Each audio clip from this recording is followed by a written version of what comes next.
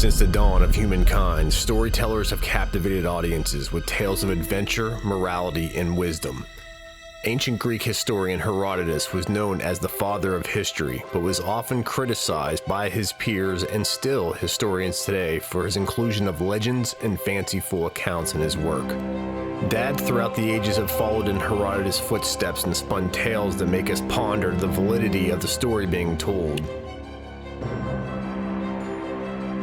In this series, I perform interviews and investigate to determine the accuracy of amazing dad stories.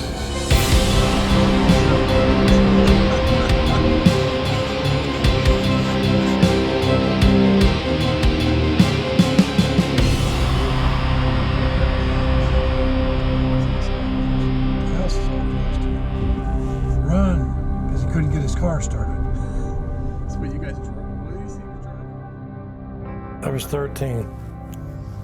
Well, me and were working at the Coca-Cola factory. We were loading trucks, so our payment was they would give us cases and cases of Coca-Cola for our work because they couldn't put us on the payroll because we were too young.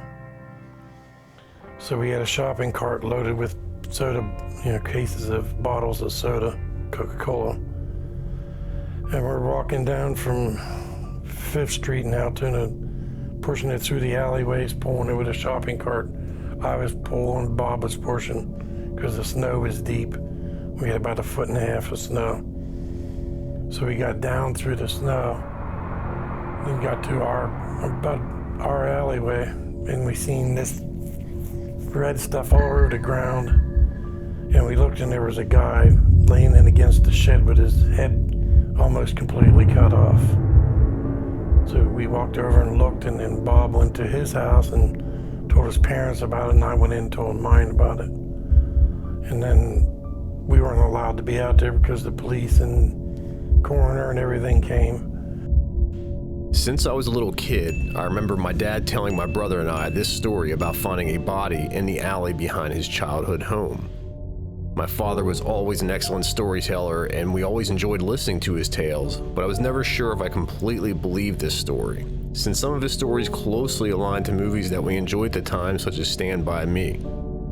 So I decided to start investigating this story. I started by checking old Altoona Mirror archive articles in 1962. I was shocked to see that there actually was a body found in the alley behind my dad's childhood home. The murder of Big Bill Taylor is still an unsolved murder to this day.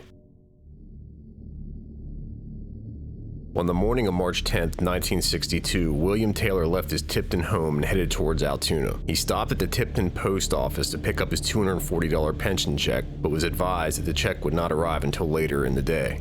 Taylor stopped at the Rossi Bar and Service Station in Tipton and found a ride to Altoona.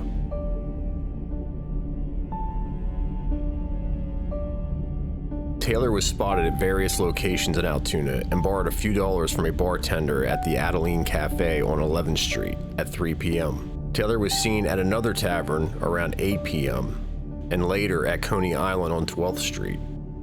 Around 10:30 p.m., Taylor was last spotted outside Brown's Bar near Lexington and 4th Street. Taylor was seen with an unidentified man who had purchased him a 6-pack of beer. 2 hours later, my dad found Taylor's body behind his house on Lexington Avenue. I decided to ask my dad to take me back to the location where he found the body 60 years ago. But first, we had to stop to get the best subs on this planet.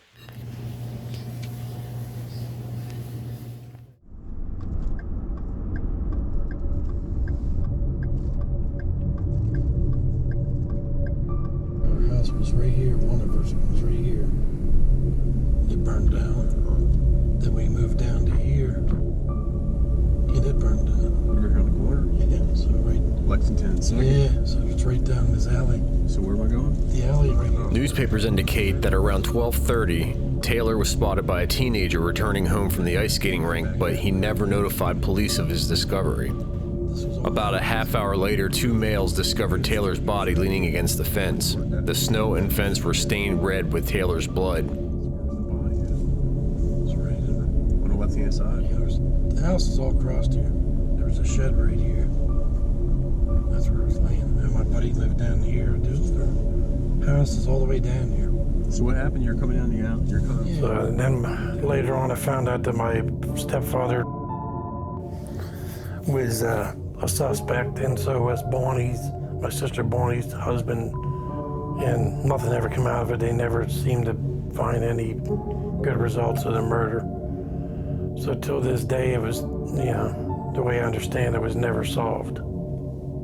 Police believed that multiple attackers were involved due to Taylor's size and the nature of his wounds. Taylor's throat had been slashed 4 times on his left side, and his head was struck with something. Taylor's right hand was wounded by snake shot from a pistol, and it was believed that he actually grabbed the barrel of the gun due to blistering on his hand. On April 6, 1962, police released a composite sketch for the man they believed to be the last person to see Taylor alive. White male, approximately 35 years old, approximately 6 feet tall, and weighed about 135 pounds, dark hair with beady eyes. This information brought at least 8 suspects to the attention of police. On May 22nd, authorities announced a $250 reward. Authorities considered robbery as a possible motive and speculated the murderers were aware that this was Taylor's check day. Jealousy was also considered since Taylor was known to buy women drinks. Because they all visited the same bar, the Brown Derby in Altoona. They all went there, and they had fights between each other, with this big Bill guy, because he was messing around with married women. So, and Cy was worried that he was hitting on Bonnie, so he got into an argument and fight with him. In 1985, William Dobson sent letters to detectives claiming to be responsible for Taylor's murder. Dobson was currently in the Fairview State Hospital and was known as the Bar Bandit in the 1960s after robbing several people in the Altoona area. But police found military records showing that Dobson was actually stationed in North Dakota while in the Air Force during the time of Taylor's murder. No, it didn't bother me, just seeing all that blood, it was just weird. And snow, You never realize how much blood comes out of a person until you see it.